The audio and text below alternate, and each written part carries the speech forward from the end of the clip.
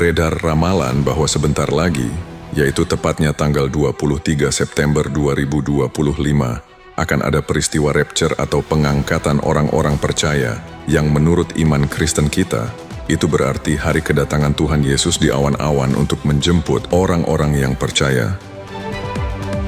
Bagaimana sikap kita sebagai orang Kristen harus menyikapi ramalan-ramalan seperti ini? Dari zaman dahulu sudah sering kita mendengar ramalan-ramalan tentang hari kiamat. Sebagai manusia yang percaya, sebenarnya kita tidak perlu mempersoalkan hal-hal seperti itu. Karena dengan mempercayai suatu tanggal sebagai hari kiamat, sebenarnya itu adalah tindakan mengabaikan firman Tuhan, karena ada tertulis di dalam Alkitab. Hari itu akan datang seperti pencuri, para malaikat tidak tahu, bahkan anak juga tidak tahu, hanya Bapa yang tahu. Sebagai makhluk manusia yang hanya berumur 70-80 tahun, bukanlah kelas kita untuk menantikan hari kiamat. Seperti saat Adam dan Hawa jatuh ke dalam dosa, dan diusir dari Taman Eden, saat Tuhan menubuatkan akan datang seorang juru selamat sebagai penebus dosa. Jarak waktu sampai saat Tuhan Yesus dilahirkan, memerlukan waktu yang sangat panjang, yang diperkirakan sekitar 4.000 sampai 10.000 tahun. Berdasarkan nubuatan yang pertama tersebut atau disebut proto-evangelium, di sepanjang masa penantian itu, pasti banyak sekali nabi-nabi yang meramalkan waktunya, tapi tidak ada seorang pun yang bisa menebak dengan tepat.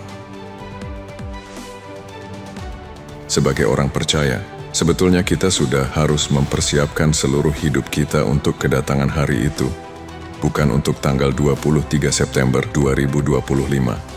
Tapi untuk saat ini, sejam lagi, nanti malam ataupun besok, setiap saat kita bisa saja dipanggil Tuhan atau disebut kematian.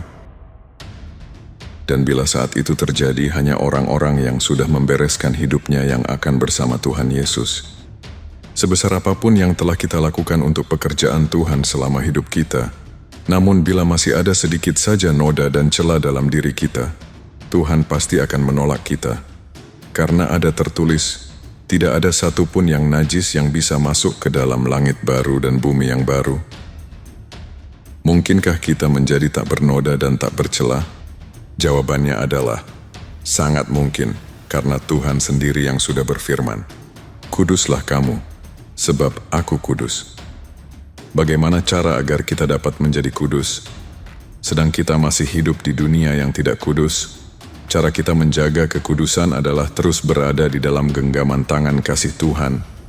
Apapun yang kita lakukan, kerjakan dan pikirkan harus berdasarkan ajaran kasih Kristus.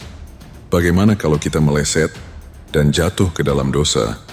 Dosa bukan hanya melakukan sesuatu yang jahat, seperti menipu, mencuri, atau membunuh, baru bisa dikatakan seseorang telah berbuat dosa. Tapi setiap perkataan, pikiran dan perbuatan kita yang tidak sesuai ajaran Tuhan itu adalah dosa. Dan jangan pikir Tuhan tidak tahu isi hati dan isi pikiran kita. Seperti mata kita melihat air di dalam bejana kristal, begitulah Tuhan tahu benar dan mencatat semua perbuatan dan pikiran kita. Untuk itu, bertobatlah setiap saat dengan sungguh-sungguh atas semua perbuatan, perkataan dan pikiran yang tidak sesuai dengan ajaran Tuhan Yesus. Agar bila tiba saatnya, kita sudah benar-benar siap dan layak di mata Tuhan. Amin.